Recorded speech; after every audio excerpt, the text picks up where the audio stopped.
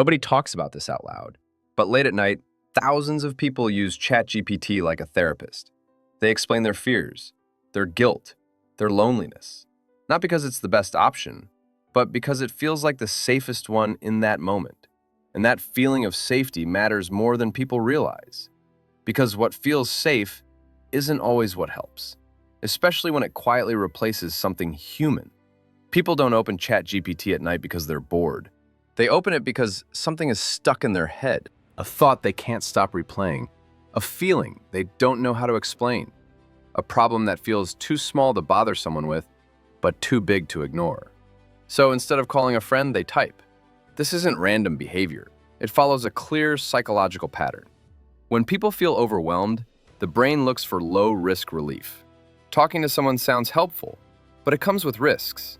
You might be misunderstood, interrupted, judged, or told something you're not ready to hear.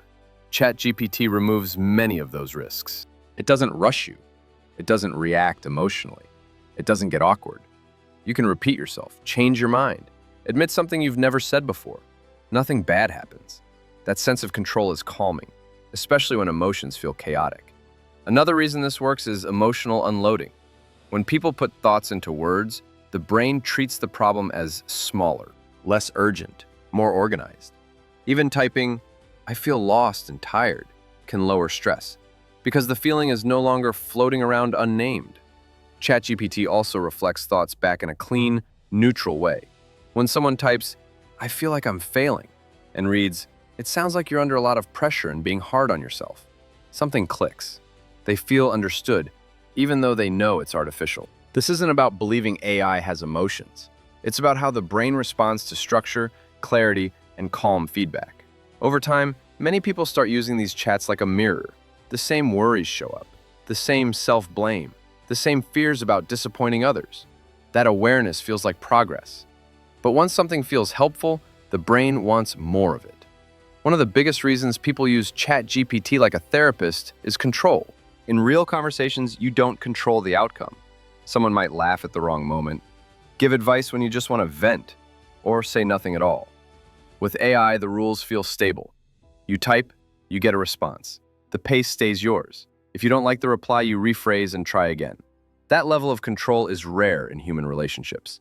And when someone is anxious or emotionally drained, it feels like relief. There's also distance. The screen creates space between the feeling and the person having it. That space makes it easier to admit things that feel embarrassing or messy. Thoughts like, "I feel jealous," or "I don't like who I'm becoming," are easier to type than to say. This distance doesn't remove the emotion, it softens it. Another factor is fear of being a burden. Many people grow up learning not to complain, not to be too much, not to take up emotional space. So when something hurts, they look for a place where they won't feel like a problem. ChatGPT feels like that place. It doesn't get tired, it doesn't need comfort back. It doesn't carry your emotions with it. That safety allows people to share early-stage thoughts, the kind that aren't fully formed yet. There's also a reward effect. When someone explains a problem and receives a clear response, the brain feels order. Chaos turns into structure. Confusion turns into labels. Nothing may be solved, but it feels manageable. At first, this feels like self-care. Later, it can quietly turn into isolation. Here's the strange part. For many people, the habit doesn't feel lonely at all. It feels productive, like self-work. And that's exactly why it lasts longer than they expect. When people say ChatGPT feels like a therapist, they're responding to how the conversation is structured. There's reflection, open-ended questions, a neutral tone. These trigger the same mental pathways used in therapy. But there's a key difference. A therapist notices patterns over time. They challenge distortions. They push back when someone stays stuck. AI doesn't do that unless you ask. If someone frames themselves as the problem, AI may reflect that framing instead of questioning it. If someone avoids an issue, AI won't sense the tension building. There's no accountability, no emotional memory, no concern if you disappear. The conversation resets every time. For some people, that feels freeing. For others, it limits growth, because growth often comes from being gently challenged. When something feels supportive and safe, the brain doesn't care whether it's real. It only cares that distress has eased. That's how reliance can begin. Most habits don't become harmful overnight. They grow quietly. Using ChatGPT for clarity can start as a tool, but over time, it can become a preference. When something stressful happens, typing becomes the first instinct. Hard conversations get delayed. Discomfort gets avoided. The danger isn't that AI gives bad advice. It's that it doesn't interrupt unhealthy loops. If someone keeps isolating, AI won't miss them.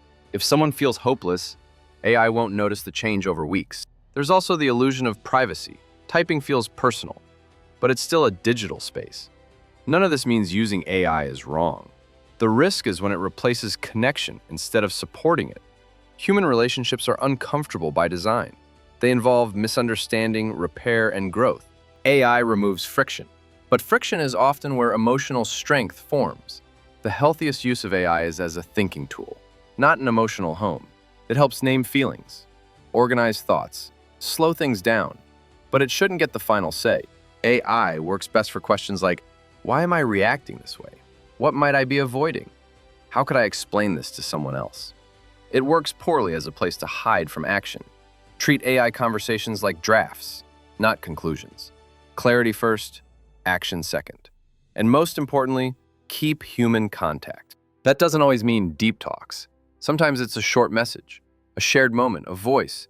Hey, I can help you understand what you feel. People help you feel it safely. When both are used together, growth happens. After the chat ends, the screen goes dark. No more replies, no more structure, just awareness. And once you see a pattern, you can't unsee it. Once a feeling has language, it stops being vague. It starts asking for action. This is where growth begins, or stalls, because it's easier to open another chat than to have a hard conversation. Easier to analyze feelings than to risk change. Easier to stay in reflection than to step into uncertainty. AI will always be there to help you think. The real question is whether you'll let it help you avoid or help you move. Because as more people turn to AI for emotional clarity, one thing is becoming clear. We're not just changing how we get information. We're changing what we practice when we're uncomfortable.